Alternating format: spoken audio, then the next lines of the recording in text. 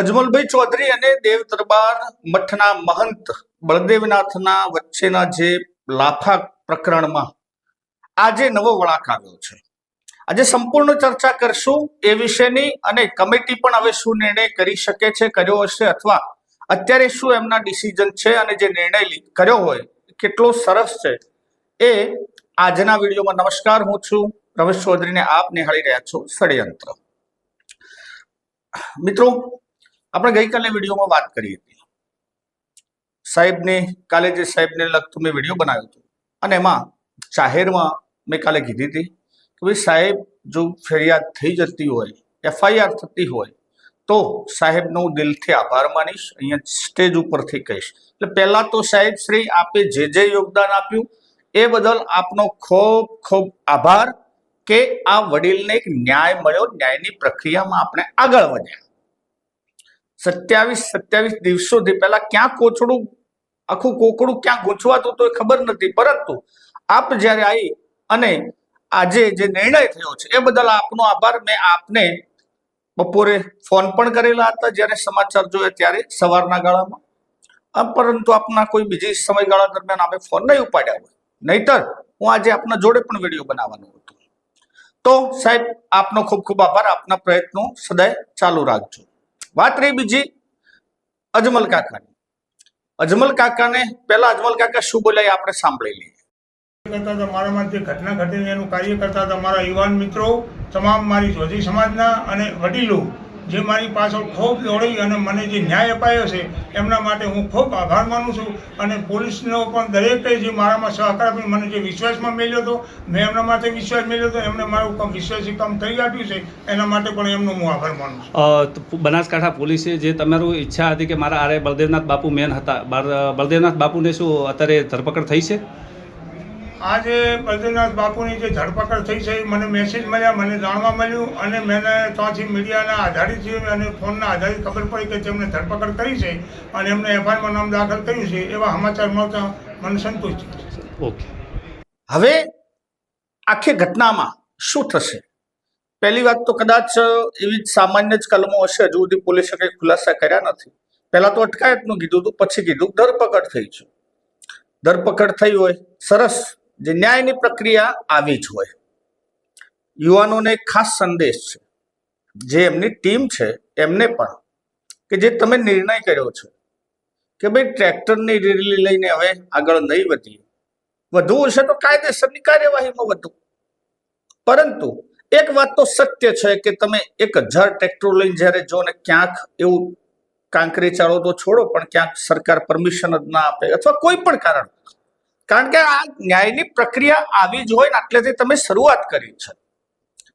આમાં તમારી જીત છે. આજે આમાં ઘણા બધા યુવાનીઓ ગુસ્સામાં કહેતા હશે કે ના ચાલે, નામ ને તેમને હજુ સુધી ધરપકડમાં 300 હાથ લગાવો, ફલાણો ટેકો. આ એક શરૂઆત છે મિત્રો. જ્યારે તમે સમાધાનની વાત કરવા બેસો, તમારા 5 મુદ્દાઓ હોય અને પોલીસ 5 અથવા સામેવાળી વ્યક્તિ બધામાં જ માની જાય એવું ના હોય. ક્યાંક તમારે નમતું નાખવું પડે, ક્યાંક સામેવાળો નમતું નાખે. એમ આજે બનાસકાંઠાની પોલીસે જે સરાહનીય કાર્યવાહી કરી છે એ માટે બનાસકાંઠા પોલીસનો ખૂબ ખૂબ ધન્યવાદ.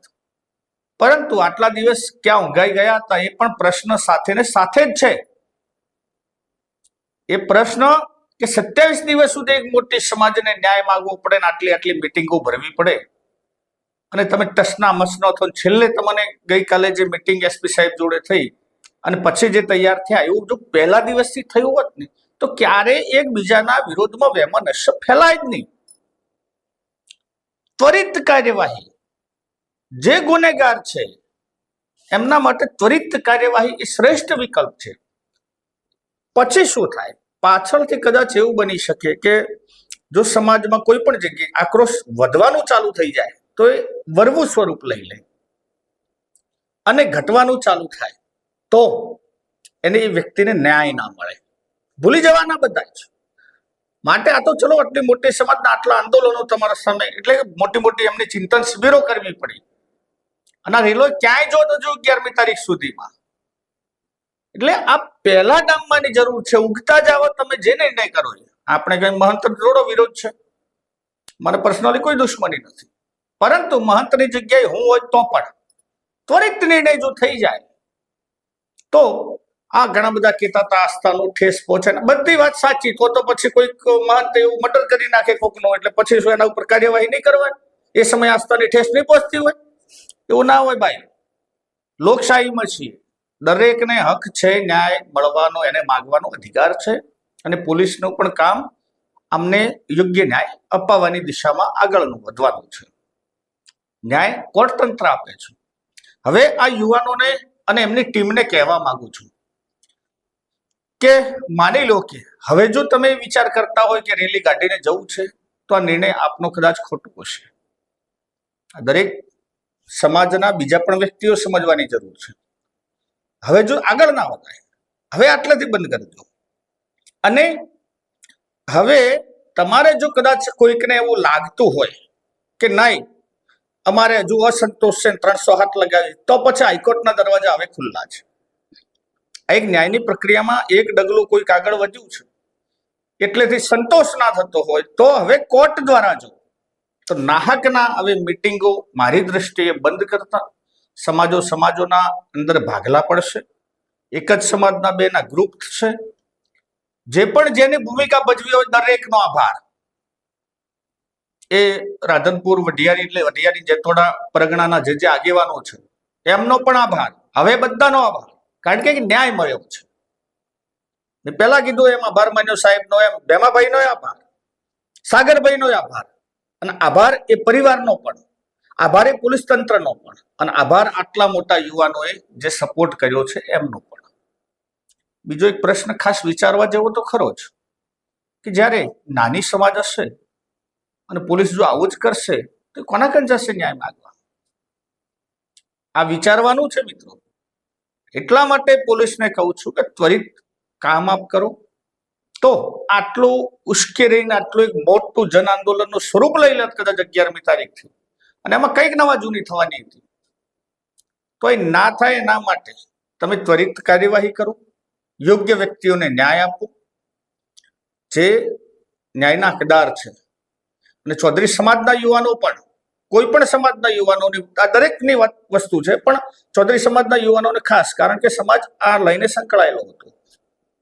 આપ પણ જે અભદ્ર ભાષા એકબીજા ઉપર ટીકા ટિપ્પણી કરવાની થતી હોય તેમાં ક્યાંય આગળ ના વધતા, બિલકુલ નહીં. આભાર છે આજે દરેકનો. એ ટ્રસ્ટીઓનો પણ આભાર કે ઘણા દિવસથી આ બધા સમાધાનના પ્રયત્નમાં હતા.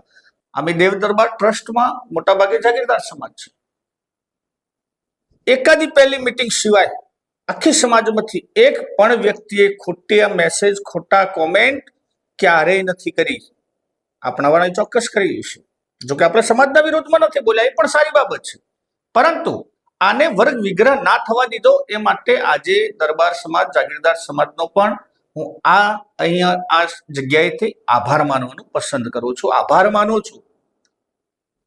એટલે મિત્રો બધા જ ગુજરાતમાં સુખ શાંતિથી હળી મળીને રહો, અને કાયદો જો હવે તમને એવું લાગતું હોય તો હાઈકોર્ટના દરવાજા ખુલ્લા છે, માટે આટલેથી પાછા વળો, મહેરબાની કરો.